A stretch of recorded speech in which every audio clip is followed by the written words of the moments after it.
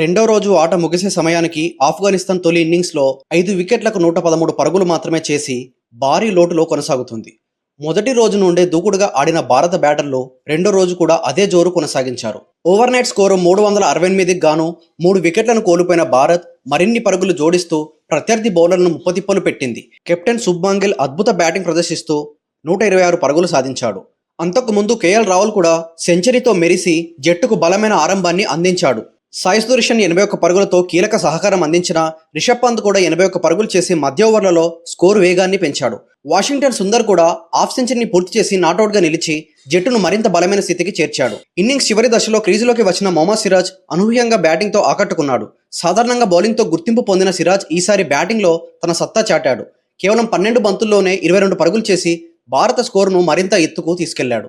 అతని ఇన్నింగ్స్లో 4 బౌండరీలు, ఒక భారీ సిక్సర్ ఉండడం విశేషం. దాదాపు 183 స్ట్రైక్ రేట్తో ఆడిన సిరాజ్ ప్రధాన బ్యాటర్ల కంటే వేగంగా పరుగులు సాధించి అందరి దృష్టిని ఆకర్షించాడు. డ్రెస్సింగ్ రూమ్లో ఉన్న సహచర ఆటగాళ్లు కూడా అతని షాట్లను ఆస్వాదిస్తూ కనిపించారు. చివరకు భారత్ 8 వికెట్ల నష్టానికి 564 పరుగులు చేసిన తర్వాత ఇన్నింగ్స్ను డిక్లేర్ చేసింది. భారత బ్యాటర్ల దాడి మధ్య ఆఫ్ఘనిస్తాన్ బౌలర్లలో మొహమ్మద్ సలీం, సఫీ ఒంటరి పోరాటం చేశాడు.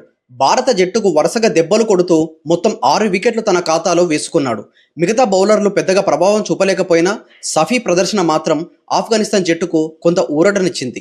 రెహమాన్ షరీఫీ, అస్మతుల్లా చెరో వికెట్ సాధించి మిగిలిన విజయాల్లో భాగమయ్యారు. అయితే భారత బ్యాటర్ల ఆధిపత్యం ముందు ఆఫ్ఘనిస్తాన్ బౌలింగ్ దళం పెద్దగా ప్రభావం చూపలేకపోయింది.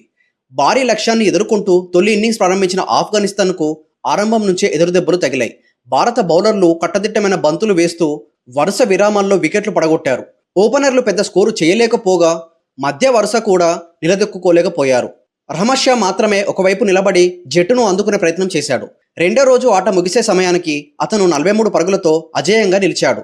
అబ్దుల్ మాలిక్, సెదిలుల్లా, రహ్మనుల్లా, అస్మతుల్లా షాయిదీ తదితరులు పెద్ద స్కోరు చేయలేకపోయారు. భారత బౌలర్లు ప్రసిద్ధ్ కృష్ణ, అరంగేట ఆటగాడు మనవ్ సుతార్ చెరో 2 వికెట్లు సాధించి ఆఫ్ఘనిస్తాన్ బ్యాటింగ్ను కుదేలు చేశారు.